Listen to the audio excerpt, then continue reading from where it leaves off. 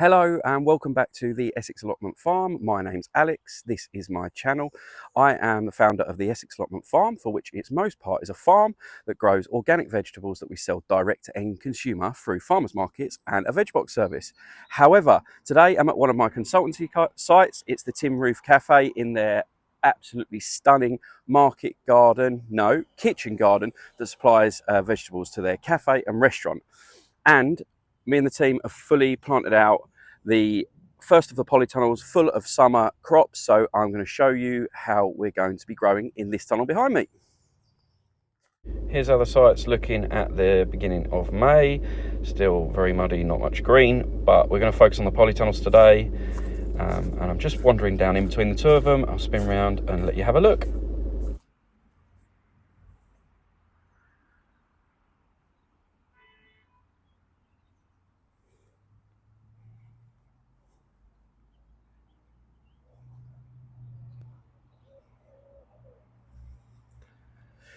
So that was the roller coaster ride in between the two polytunnels, and here we are. I'm going to talk you through what this is all about. So those of you who have been following the story will know that we hadn't really planted anything out in this polytunnel. We did all our test crops on the new site in the tunnel next to me. We've just walked down in between the two of them. But in here, this was always going to go straight to summer crops, and that's what we've got in here. So I'm going to talk to you in more detail about how we're going to be growing. But we've got cucumbers, tomatoes, chilies, peppers, and aubergines in here planted out. The only thing that isn't quite ready that's going to fill some of the gaps is basil. So let me spin the camera around and talk you through exactly what it is that we're growing and how we're going to do it. So the first thing that jumps to mind when you come in here is all these strings. Now, none of these are attached to the base of the tomatoes. We're actually going to be growing them up at a slight angle, and I'll show you that in a minute. But for the first part, we've put a wire line all the way across here, down the full length of the tunnel. I can show you that here, just secured to the poles. That goes the full length of the tunnel, and then we've got string line coming off of them, and they are going to be the supports that our cucumbers and tomatoes need. So it's wire across the top and jute string hanging down. And as I said, I'll cut to another picture now actually before I show you this. Here we go. So here's an example of how we're going to grow at a slight angle.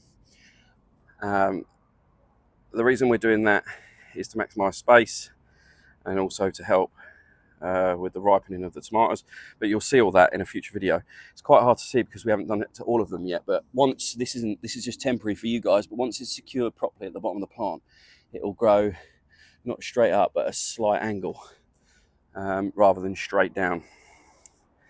And yeah, when they're all like that, it'll make a bit more sense. When they start fruiting, it will definitely make a lot more sense. But that's how we're going to do it. And all three rows are going to be tied up at an angle. So those are the supports that we've got in. And if I jump and turn the camera around, I can talk to you about what we've actually got in. So along this line here, that goes straight up the side of the polytunnel, we have got a cucumber variety called Burplus F1. And then next in here, we've got two varieties of tomatoes. You can see this is the type with the sort of potato style leaf as opposed to the traditional tomato leaf. Changes about halfway up. I'll put some of the names up on the board because I can't remember them all off my head, top of my head. We've got a row of aubergines next, again all the way up here, and then another row of tomatoes, all one variety, and then some very young and small chili and pepper plants. And then that is similar the other side. Cucumbers here, another two tomato varieties here and here, chilies and peppers in between, and aubergines down here. So that's quite an aggressive spacing. You might be thinking, well, that's going to be tight, but we are going to heavily prune all the lower sections of our climbing plants, whether that's cucumbers or the tomatoes.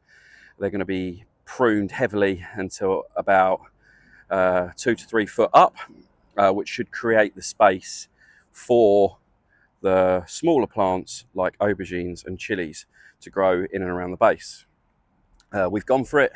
We've been aggressive with the spacing. That's a theme throughout the way I farm, and we shall see how things progress. But I think that's looking pretty cool. It certainly will do when all those strings are attached, and a freshly wood chip path just makes such a difference.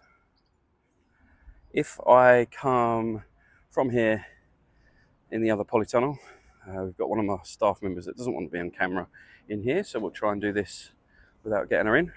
We're harvesting some turnips, and what I've brought you in here to show you is that we're going to repeat exactly the same in here. So we've already got a line of aubergines and a line of younger tomatoes in here, but we're putting them and planting them in it as we harvest these crops. So we've got turnips and kohlrabi this side, and then if I bring you across, today we'll be harvesting some lettuce leaf, which is up the back here, some more turnips from this row here, and then again we've got kohlrabi, and we've got some chili plants at the back there. This tunnel will be very similar to look into the other one with the string lines. We've already done the wires up the top, ready for them. Once we've harvested everything else in here, so it won't be long. We're already harvesting the turnips. This is the 4th picking of lettuce off of these plants here, which look fantastic.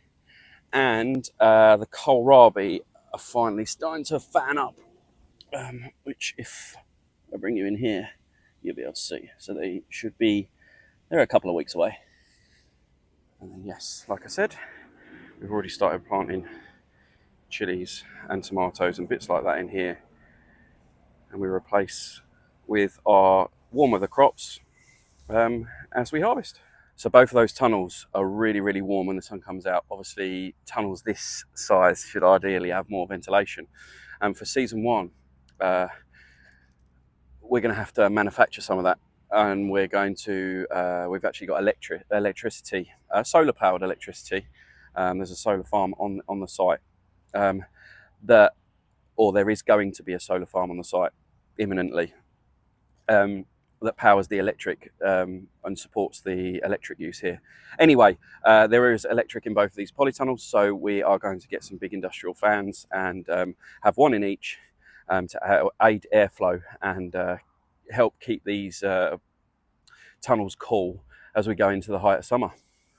So we are in full planting mode. We're being held up a little bit by some netting that's delayed to being delivered, but we've got 250 metres of netting coming. Butterfly netting that's small enough to not be a danger to birds but keep pests out, and then we can win the battle that we're currently having with a couple of fat pigeons on site and really continue to plant out in mass. But I'll spin the camera around and show you some of the areas that are starting to look quite nice. So you can start to see the rows appear from up here. It's not a particularly great view, but we are planting en masse. There's a huge section, let me see, here, of spring onions. We've got spinach bookending what's been planted so far there. Lots of red lettuce that you can't see particularly well. But yeah, slowly the beds are getting full. But obviously this massive area here that will be full of kales and cabbages, along with the other bed over there, is currently waiting on the netting. So that's it. I hope you enjoyed this quick video. I get really busy this time of year, so I am trying to keep you updated, but you know, it's difficult, so forgive me if it was a short and sharp video, but I hope you enjoyed seeing this stage of the tomato and warm weather polytunnel crops, and I'll keep you updated as the season goes on. Please like and subscribe and do all that stuff that helps my channel grow. I really, really appreciate it. I'll see you in the next one. Bye-bye.